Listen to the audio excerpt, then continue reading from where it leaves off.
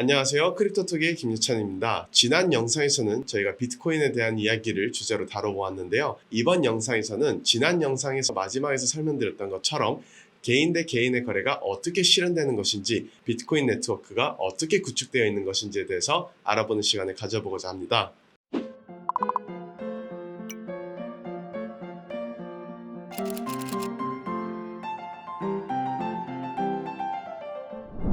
이전의 영상에서 설명드렸던 것처럼 저희가 기존에 사용하고 있었던 금융 네트워크는 제3자를 전적으로 의존하던 네트워크였습니다. 그렇기 때문에 제3자를 배제시키고 네트워크를 운영한다는 것은 꽤 많은 준비 사항들을 요구하게 될 텐데요. 가장 먼저 중개인을 배제한, 즉 개인 대 개인의 거래가 직접적으로 가능한 네트워크, 그리고 이 네트워크가 운영될 수 있도록 지원해 줄 수 있는 참여자들이 필요하게 될 것입니다.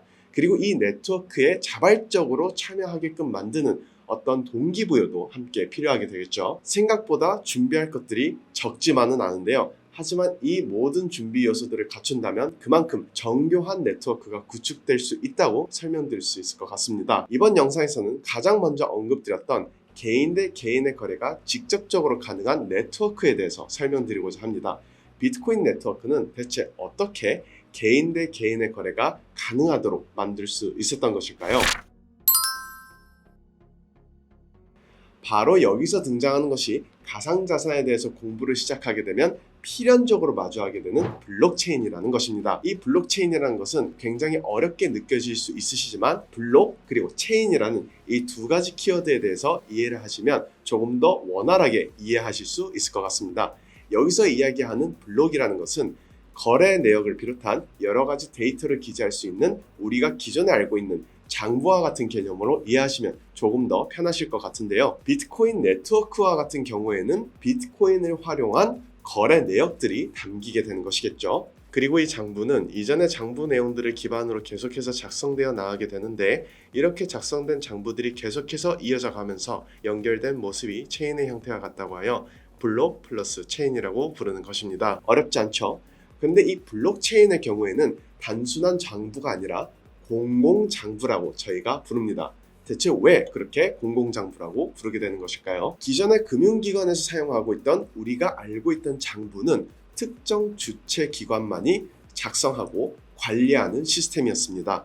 하지만 이 블록체인이라는 장부는 이 블록체인이라는 장부를 운영하고자 참여하는 모든 이들에게 동일하게 배포됩니다. 즉 장부의 내용이 분산된다는 것이죠. 그리고 앞으로 기입될 새로운 내용들에 대해서는 이것이 기존의 정보를 기반으로 작성된 진실된 정보인지 아닌지를 검증하고 합의하는 과정을 거치면서 운영해 나가게 됩니다. 이것이 바로 탈중앙화를 실현시킬 수 있었던 가장 핵심적인 이유인 것이죠. 그렇다면 많은 사람들 중 일부는 작성된 내용을 위조해서 사익을 챙길 수 있지 않을까라는 의문점이 드실 수 있으실 것 같은데요. 앞서 설명드렸던 것처럼 블록체인은 기존의 블록의 내용을 기반으로 계속해서 이어져 나가게 됩니다. 완성된 블록들은 그냥 연결되는 것이 아니라 해시 값으로 연결되게 되는데요. 해시 값이란 쉽게 말해 특정 데이터를 일정한 길이의 값으로 변환된 값을 의미합니다. 이 해시 값이 왜 중요하냐면 해시 값은 기존의 특정 내용이 바뀌게 되면 완전히 다른 해시 값으로 도출되기 때문인데요.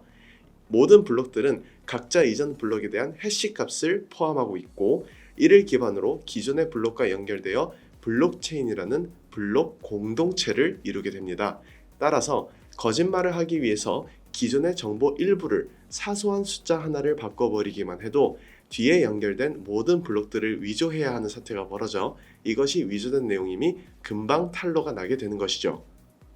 때문에 사후 위조나 거짓된 정보를 통한 변조, 삭제로부터의 위협으로부터 자유롭고 해킹도 불가능한 완전한 보안성도 갖출 수 있게 되는 것입니다. 실제로 비트코인 네트워크 같은 경우에는요, 지난 14년 동안 단 한 번도 해킹을 당한 적이 없습니다. 이것이 우리가 현재 이야기하고 있는 비트코인이 탈중앙화를 실현시킬 수 있었던 방법인 것이죠. 그렇다면 이쯤에서 이런 궁금증이 생기실 수 있으실 것 같아요. 그러면 이 블록체인이라는 장부를 운영하기 위해 참여하는 참여자들은 누구냐? 라는 부분이 굉장히 궁금해 하실 것 같은데, 이 부분에 대해서는 저희가 다음 영상에서 설명드리는 시간을 가지도록 하겠습니다. 이렇게 이번 영상에서 탈중앙화를 실현할 수 있는 네트워크를 어떻게 구축할 수 있는지에 대해서 알아보는 시간을 가져보았습니다. 개인 대 개인의 거래가 가능한 탈중앙화된 네트워크가 어떻게 구축되는지 알아보았으니 이제 앞으로는 이 네트워크가 어떤 방식으로 운영되는지, 이 네트워크에 참여하고자 하는 참여자들은 누구인지,